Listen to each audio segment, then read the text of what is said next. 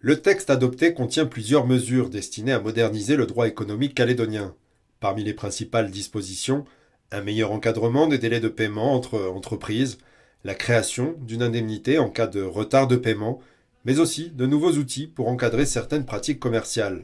Le gouvernement met également en avant la possibilité d'étendre certains accords interprofessionnels, notamment dans la filière agricole.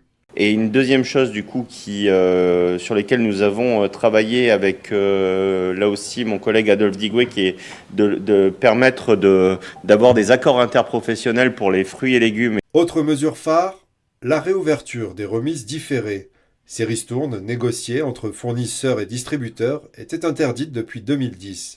Pour le gouvernement, leur retour doit permettre aux enseignes d'obtenir de meilleures conditions d'achat et, à terme, de faire baisser les prix pour les consommateurs. Juste voir avec les membres du gouvernement qui nous confirment bien, c'est ce qui a été, il me semble, écrit et lu dans le rapport, qui aura un impact systématiquement peut-être sur la baisse des prix. Je le confirme, Madame Malfar, que c'est bien l'objectif, que ça a un impact sur les prix. À la baisse, oui. Mais au-delà de ces mesures, les débats ont surtout porté sur l'autorité de la concurrence. Les dispositions qui devaient renforcer ses pouvoirs ont finalement été retirées du texte, une décision saluée par une partie des élus qui souhaitent d'abord évaluer l'efficacité de l'institution près de 10 ans après sa création. Je soutiens l'idée d'avoir un vrai bilan sur cette autorité de la concurrence. Ça fait donc maintenant de nombreuses années qu'elle a été mise en place. L'objectif, certes, était de limiter la concentration, mais surtout finalement d'améliorer l'économie calédonienne. Or, il y a besoin de faire un bilan et un constat pour savoir véritablement sur si l'implantation de cette autorité est véritablement allée dans ce sens. Une analyse qui ne fait toutefois pas l'unanimité.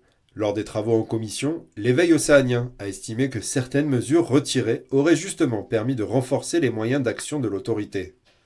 Les indépendantistes ont également appelé à la prudence.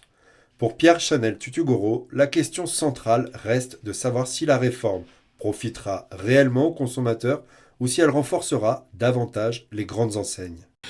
Est-ce que ce texte modernise-t-il réellement la concurrence ou au bénéfice du consommateur, ou risque-t-il surtout de renforcer le pouvoir des grandes enseignes au détriment des producteurs locaux sans garantie réelle de baisse des prix?